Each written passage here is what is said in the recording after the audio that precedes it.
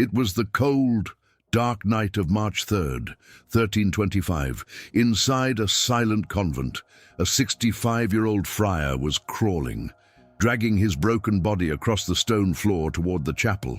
He was there to pray for the very last time with both of his legs. You see, at dawn, the surgeon was coming, and he wasn't coming to heal. He was coming to amputate, to saw off the friar's left leg. For months, a brutal cancer had been devouring his flesh, eating its way down to the very bone. The suffocating stench of gangrene filled his small cell. It was a scent of death that no incense could mask. There was no other choice, no medical miracle on the horizon. It was either the saw or the grave. The friar prostrated himself before the crucifix. He wept, he pleaded, he poured out his soul all through the night. And then, as the first light of dawn began to grey the sky, in that thin space between waking and sleep, he saw something that the doctors of the 14th century could not explain, and frankly, something the doctors of the 21st century cannot explain either.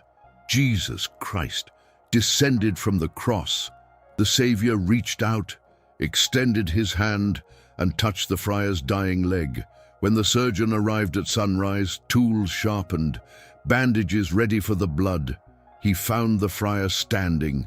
The leg was whole. The tumor was gone. There was no wound, no scar, no trace of the cancer that had been killing him just hours before. That man's name was Peregrine. He would live for another 20 years. And today, 7 centuries later, millions of cancer patients across the globe whisper his name into the darkness of the night before they close their eyes. But before that miraculous night, before the chapel, before the healing hand of Christ, there was another story. A story of a raging young man who once struck a saint across the face. This is the story of how a single act of violence became the foundation for one of the most shocking conversions in the history of Christianity. Transport yourself now to Italy. In the late 13th century, the peninsula is a bloody battlefield. Two factions are tearing each other apart with a ferocity that would make the ancient barbarians turn pale. On one side, the Guelphs, the supporters of the Pope. On the other, the Ghibellines, the fierce partisans of the Holy Roman Emperor. This wasn't just politics, it was total war. It split families, it burned cities, it turned neighbors who had shared bread for decades into murderers in the streets. They fought for loyalties they barely understood. In those days, the Pope was not just a spiritual father, he was a temporal sovereign, with armies, territories, and political ambitions. The Church, which should have been a sanctuary of peace, was often drenched in blood, up to its very elbows. And then there was the city of Forlì, a fortress of the Ghibelline cause. The people there hated the Pope, not necessarily as the vicar of Christ, but as a feudal lord who demanded their taxes, sent his legates to rule them, and tried to crush their independence. Their anti-clerical rage wasn't a matter of theology, it was visceral. When they saw a priest's cassock, they didn't see a minister of God, they saw the face of a tyrant. In the year 1260, in one of the most powerful Ghibelline families of Forlì, a boy was born.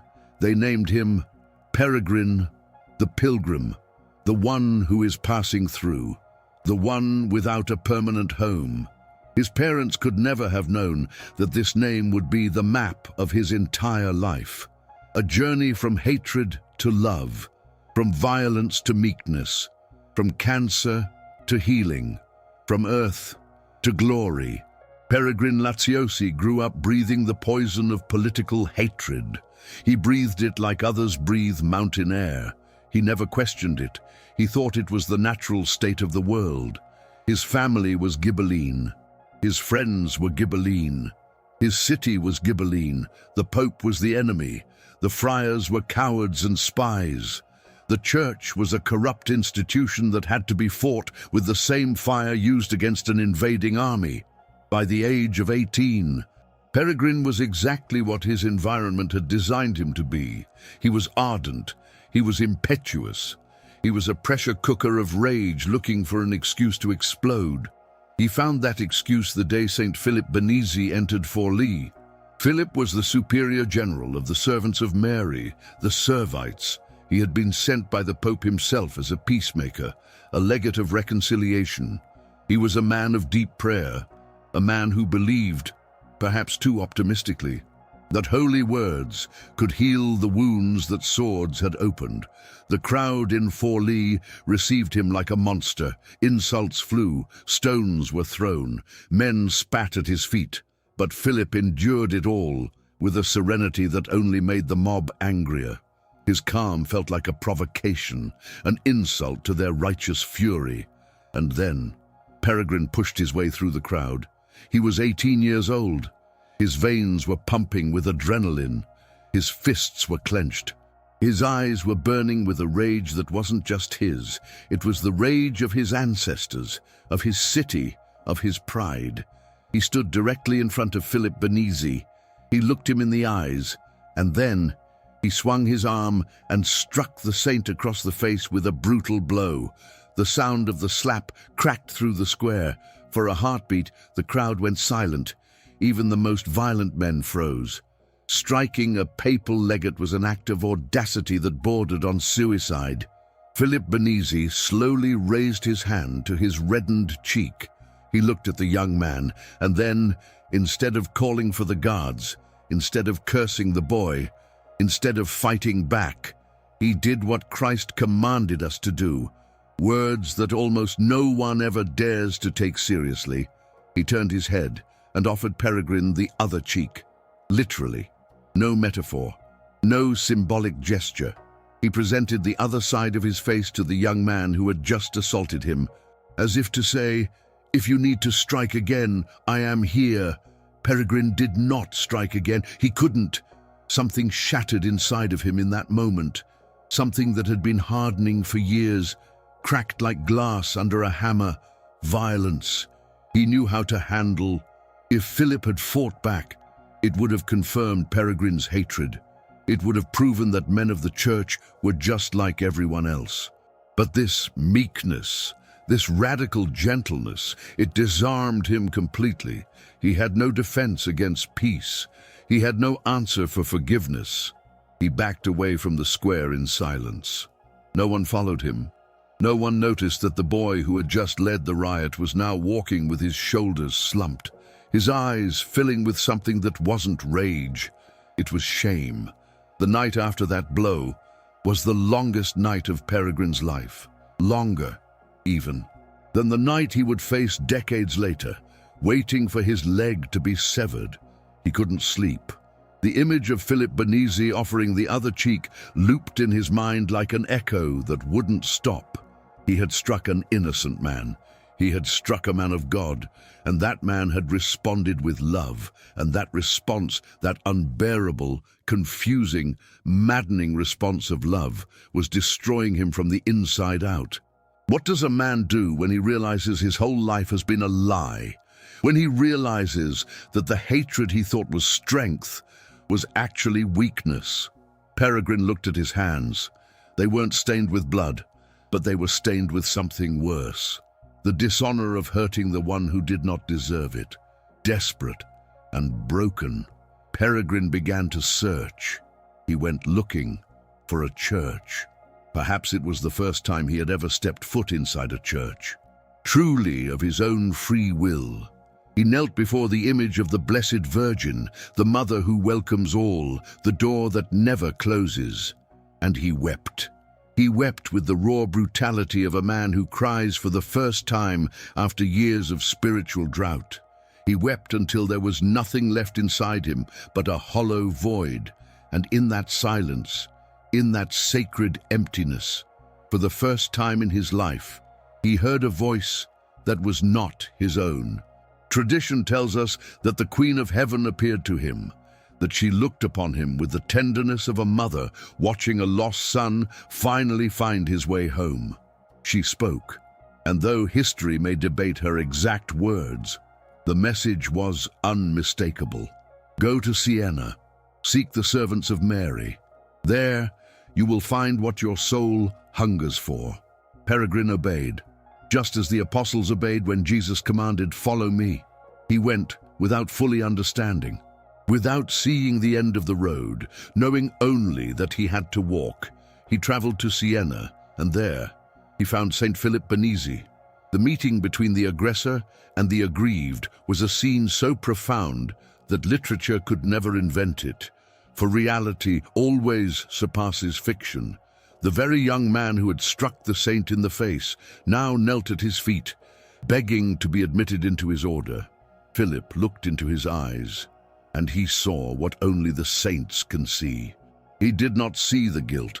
He saw the grace working beneath the surface, like hidden groundwater feeding a deep well, and he accepted him without resentment, without a trial period, without conditions, just as Christ accepted the thief on the cross, with arms wide open and a memory wiped clean by mercy.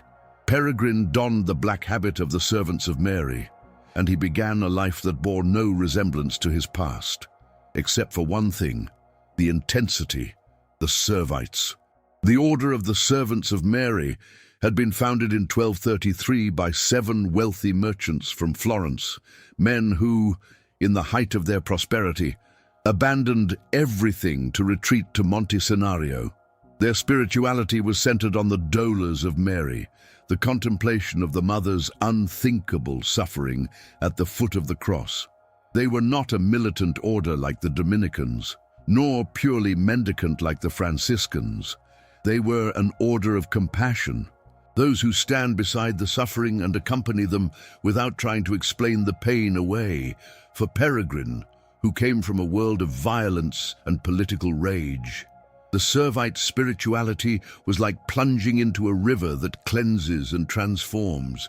He learned to be still, he learned to listen, he learned to contemplate agony without fleeing from it, and he discovered that in the heart of suffering, when accepted with love, there is a peace that the world can neither give nor take away.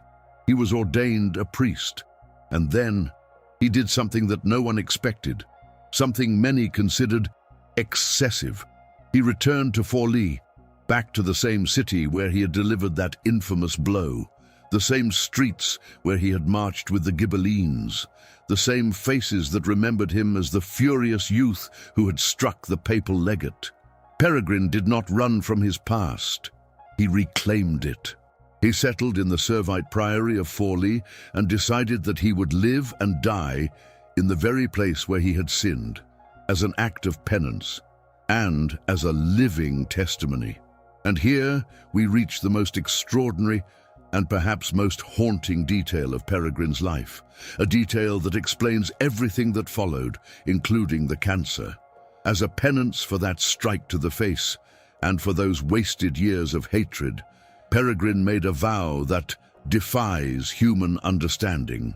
He would not sit down, ever, not to eat, not to pray, not to rest. He would remain standing or on his knees for the rest of his life. 30 years without ever sitting down. Think of what that does to a human body. The legs bearing the entire weight of the man without a moment's reprieve, hour after hour, day after day, year after year, the veins swelling, the muscles cramping in agony, the joints screaming with every sunrise. Pain became his permanent companion, not an occasional visitor, but a resident that refused to leave. Peregrine endured it all, not with the clenched teeth of a stoic resisting out of pride, but with the serenity of a penitent offering a sacrifice. Every hour spent standing was an hour of reparation. Every sharp pang in his legs was an answer to the blow he had struck decades before. The very legs that had carried him to St. Philip Benizi to attack him now carried the heavy weight of expiation. The modern world does not understand penance. It confuses it with masochism, with a hatred of the body, with a morbid spirituality that punishes the flesh out of spite. But Peregrine's penance did not spring from hatred. It was born of love, The same love that drives a father to stay awake all night by a sick child's bed, not because he enjoys the exhaustion, but because love does not calculate the cost. Peregrine was not punishing himself, he was offering himself, and in that silent offering, repeated every single day for 3 decades, his body became a prayer, the most eloquent prayer that can exist, because it needs no words. His fellow servants of Mary watched him with a mixture of awe and deep concern. His superiors commanded him several times to moderate his penance. Peregrine was an exemplary monk, obedient and humble in all things, but in this, he would not yield. It was as if he knew that this penance was not an ascetic whim, but a mission, an interior labor that required exactly that form and exactly that duration to be completed. Outside of his penance, Peregrine was a priest like few others. He celebrated the holy sacrifice of the Mass with a devotion that the faithful of Forlì could feel the moment they entered the church. He was not just a competent celebrant. He was a man who trembled at the words of consecration, who wept as he distributed Holy Communion, who remained motionless before the tabernacle for hours, standing, always standing, as if the mystery he had just celebrated was too vast for his soul to contain. He heard confessions with a patience that mirrored St. Philip Benizi, that same patience that had converted him. He listened without judgment. He absolved without conditions. He walked beside the penitents with the delicacy of one who knows, from his own scars, what it costs to admit sin and what it is worth to receive forgiveness. He visited the sick. He tended to the poor. He preached with the quiet authority of a man who does not need to shout because his life speaks louder than his voice. The people of Forlì, who had once known him as the violent youth of the Ghibelline faction, now sought him out as a counselor, as a confessor, as an intercessor before God. The transformation was so total, so radical, so visible that no one could deny it, not even the most hardened skeptics. Peregrine never spoke of his conversion. He didn't use it as a pastoral tool. He didn't tell the story of the slap to impress the crowds. He simply lived, and his life was the most powerful sermon Forlì had ever heard. And then, after decades of silent penance, his body finally presented the bill. He was nearly 60 years old when he noticed the first sign, a dark mark, a weeping lesion upon his left leg, the same leg that had carried the weight of 30 years of unceasing penance, standing before God without rest. At first, it seemed like a minor wound, a common ulcer born from a life of standing. But the wound would not close. It grew. It deepened. It began to suppurate a dark, heavy fluid that stained his coarse habit and left a grim trail across the cold stone floors of the friary. The physicians of Forlì were summoned. They brought with them only the limited tools of the 14th century. They had no microscopes, no blood tests, no biopsies, but they had eyes, hands, and the harsh experience of the Middle Ages. And what they saw was devastating. The flesh around the wound was dying. Healthy tissue was retreating before the advance of something unseen, something eating the leg from within. The swelling spread, the pain became an unbearable fire, and then the smell, that unmistakable odor of gangrene, the scent of corruption that announces the death of living tissue. It filled Peregrine's small cell with a pestilence that his fellow brothers could scarcely endure. The medical verdict was unanimous, and it was brutal. The leg had to be cut. You must understand, an amputation in the 1300s was a procedure of last resort because most patients simply did not survive the ordeal. There was no anesthesia to dull the agony, no antisepsis to keep the rot away, no blood transfusions to replace what was lost. The surgeon would bind the patient to a heavy wooden table, apply a crude tourniquet, and begin to saw through the bone while assistants held down the screaming sufferer. Finally, they would cauterize the raw stump with red-hot iron to stop the bleeding. Those who didn't die from the shock often withered away from infection days later. Peregrine heard this death sentence for his limb with the same profound calm that had defined his life since his conversion. He did not protest. He did not seek a second opinion. He did not curse the heavens for adding a mortal illness to a life already defined by sacrifice. He accepted it.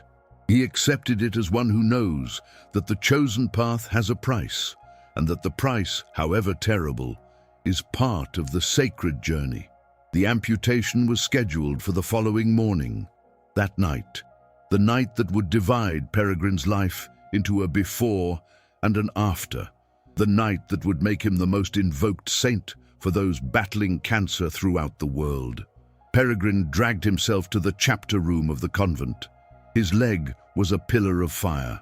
Every movement was pure agony. The short hallway that separated his cell from the chapel, barely a few yards, became his own personal Stations of the Cross. It took him an eternity to cross that distance, but he arrived.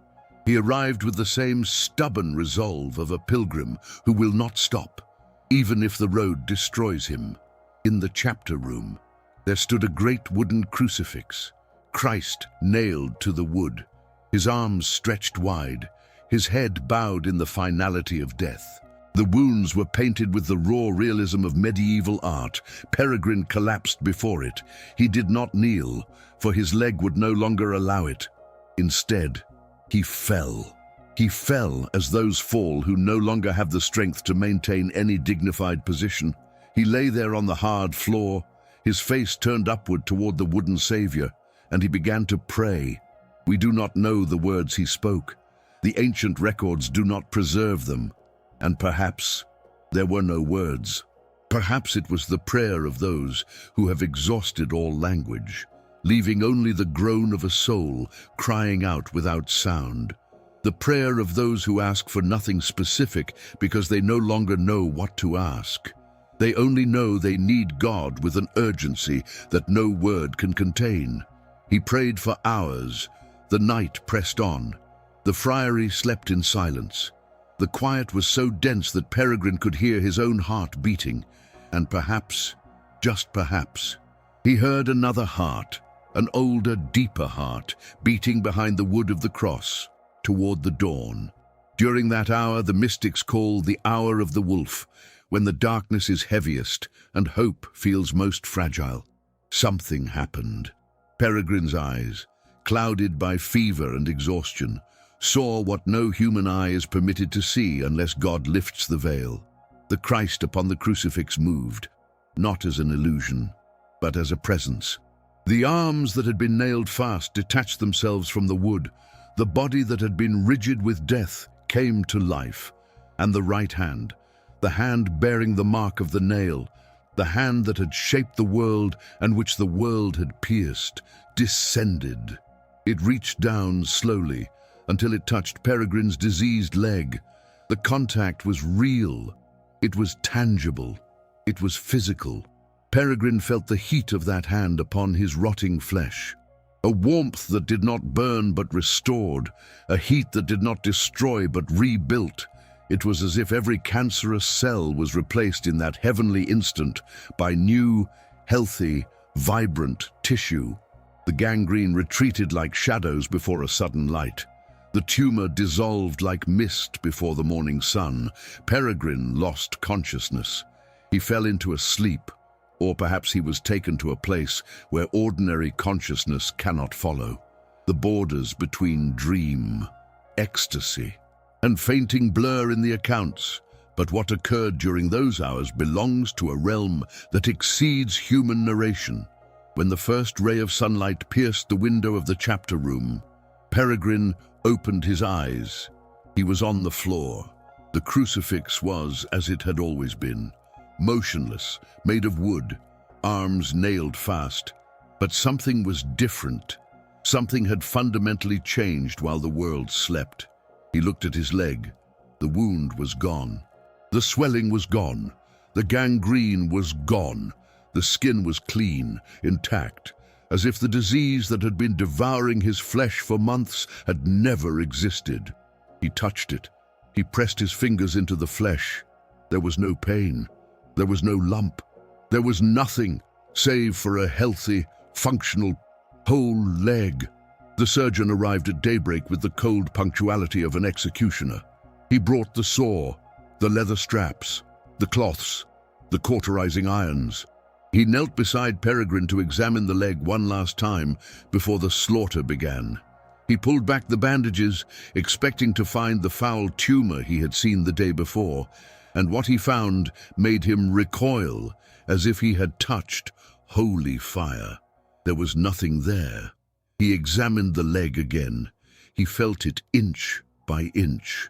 He searched for the tumor where it had been.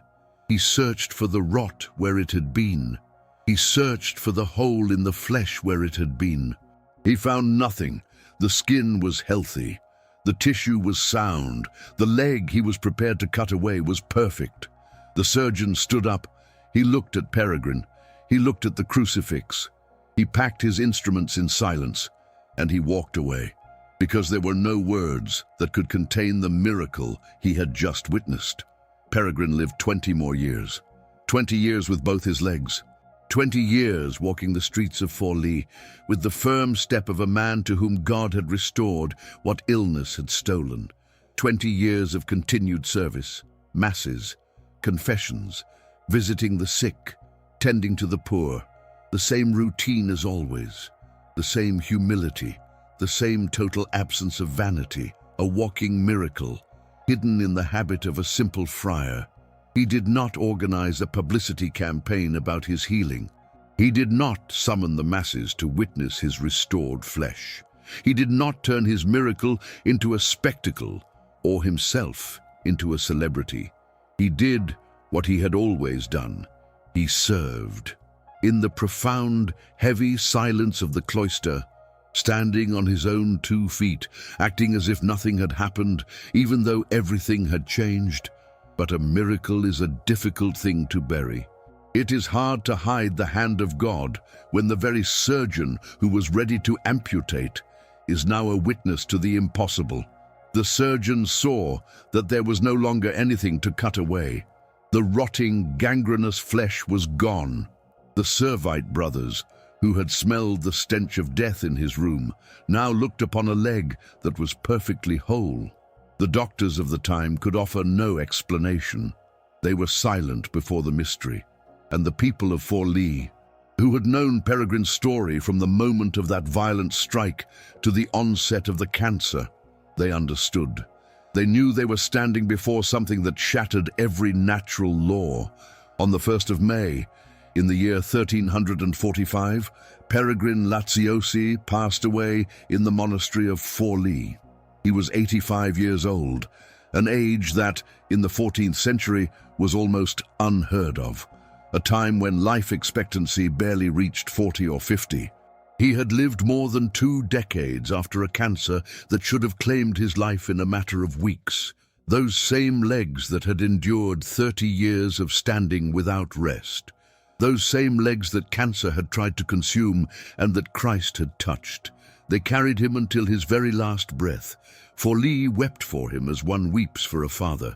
The city that had known him as a hot-headed rebel, that had watched him leave as a broken penitent, that had welcomed him back as a priest, now bid him farewell as a saint.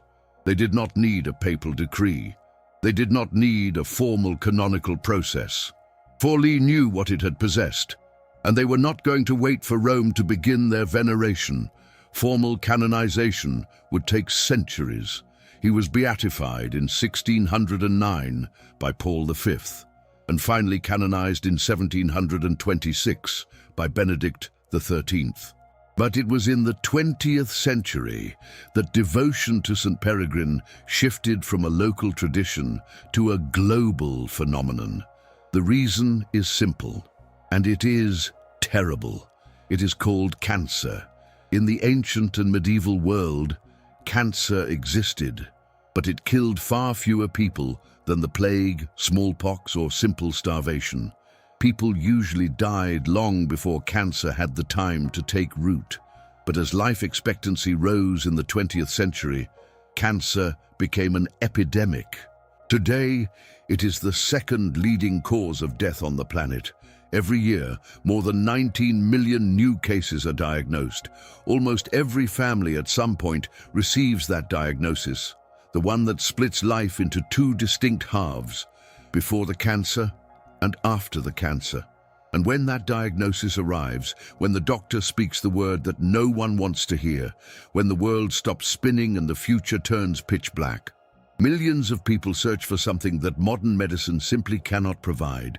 They search for hope, not a vague hope that things might work out, but a concrete hope, the knowledge that someone has been where I am, has suffered what I suffer, and has found a way through the darkness. Saint Peregrine is that hope. Chapels dedicated to him have risen within the walls of oncology wards across the globe. Novenas to Saint Peregrine circulate on the internet in dozens of languages. Prayer groups bearing his name gather in parishes on every continent. Small prayer cards with his image, the friar in the black habit, his leg exposed. The crucifix standing before him can be found on the nightstands of the sick. People who perhaps do not pray regularly, but who in the face of cancer discover that prayer is the last recourse when every other door has been slammed shut. What these suffering souls seek in Peregrine is not just a cure, though they have every right to ask for one. They seek something deeper, the certainty that the night before a surgery is not a night of emptiness. They seek the assurance that there is someone watching, that the crucifix hanging on a sterile hospital wall is not just a piece of wood, but a living presence. One that can, if God wills it, as he willed it that night in Forlì, descend from the cross, reach out his hand, and touch exactly where it hurts. Not every cancer is cured. Peregrine never promised that. The Church does not promise that. But what the story of Peregrine does promise, with the weight of a verified, documented and canonized life, is that God does not abandon the sick in their darkest hour, that prayer is not a placebo. It is a bridge between human agony and divine compassion. The hand that healed Peregrine is the same hand that holds every patient praying before a cross at 3 a.m, when the pain won't let them sleep, and the fear feels larger than their faith. The life of Peregrine contains a truth that goes far beyond a medical diagnosis. It is the most complete demonstration of how God's grace operates within a human soul. Act 1. The strike. This is the act of sin, of violence. The young man who strikes what is sacred with the very same hand that would later be folded in prayer. Peregrine was not born a saint. He was born a rebel. His starting point was not virtue, it was vice. And that makes him accessible to anyone carrying a past they are ashamed of. Act 2. The other cheek. This is grace disguised as meekness. Saint Philip Benizi did not convert Peregrine with complex arguments or flashy miracles. He converted him with a gesture that defied all human logic. Turning the other cheek is not weakness. It is the most devastating force in existence because it disarms the aggressor without crushing him, it reveals his sin without condemning him, and it opens a door without forcing him to walk through it. Act 3. The penance. The 30 years of standing, the body offered as a living prayer. This is the slow, patient, silent transformation of the old man into a new creation. Holiness is not a lightning bolt. It is a dawn, and it took Peregrine 30 years to fully awaken to the light. Act 4. The cancer, the final test. Suffering arrives precisely in the body that was used as an instrument of penance. It is as if God were saying, now that you have offered everything, I ask for just a little more. And Peregrine offers it, not with a smile. No one is happy to have cancer, but with peace. The peace of a man who knows that the same God who converted him will never abandon him. Act 5. The healing, the hand of Christ that touches. This was not a prize for his suffering. It was a sign that the love of God has no boundaries. Peregrine's healing is not a guarantee that every person will be physically cured. It is a signal, like every sign in the gospel, that the kingdom of God is near, that illness does not have the final word, and that death itself will be conquered. 5 acts, a complete arc, from sin to grace, from grace to penance, from penance to suffering, and from suffering to healing. And in every single transition, there is the same invisible hand guiding the way. The hand that Philip Benizi showed when he offered his cheek. The hand the Virgin Mary extended in the vision. The hand that Christ reached out from the cross on that fateful night in Forlì. If you were to walk into the chapel of the Servite Monastery in Forlì at 3 in the morning, the very hour that Christ touched Peregrine's leg, you would find the crucifix still there, its wood darkened by the centuries, the arms nailed tight, the head bowed low, unmoving, silent, just like any other crucifix in any other chapel in the world. But now, you truly understand what transpired that night before that wood, and you know that wood is not just wood. It is the door through which the healing hand entered. It is the threshold between the visible and the invisible, between the possible and the impossible, between illness and health, between despair and hope.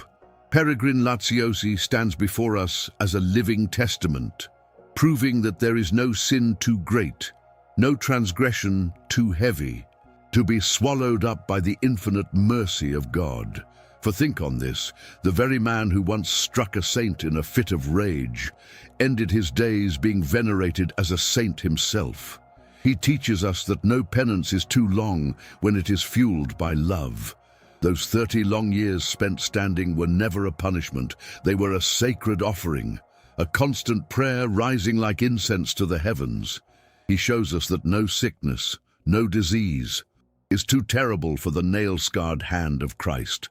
When the great physician reaches out, gangrene must retreat, death must wait, and the laws of nature must bow, because God has decided it shall be so. And he reminds us that no night is ever too dark for hope, because even at 3 o'clock in the morning, when the world is hushed in sleep, and the patient lies awake in the silence of their pain, God is still descending from the cross. He is still walking through the shadows to touch the very place where it hurts the most. Saint Peregrine Laziosi, humble priest, tireless penitent, miraculous survivor healed by the touch of Christ, patron of those afflicted with cancer and all incurable diseases, intercede for us. Pray for those who are waiting, with a heavy heart and trembling hands, for the results of a diagnosis they fear to hear. Pray for those who have already received the news and feel as though the world has crumbled beneath their feet, not knowing how to take the next step. Pray for those who keep watch tonight, sitting beside a hospital bed, their eyes fixed upon a crucifix on the wall, searching for a sign. Pray for the doctors, for the surgeons and the nurses who labor until they are exhausted, doing everything within human power, and knowing in their hearts that sometimes human power is simply not enough. And above all, Saint Peregrine, teach us this one profound truth, that the prayer of the sick is not the prayer of the weak. It is the most powerful force on this earth, because it rises from a broken body, and it pierces the heavens, flying directly into the heart of a God who also chose to be broken, and who also chose to be pierced for the love of us all. Amen.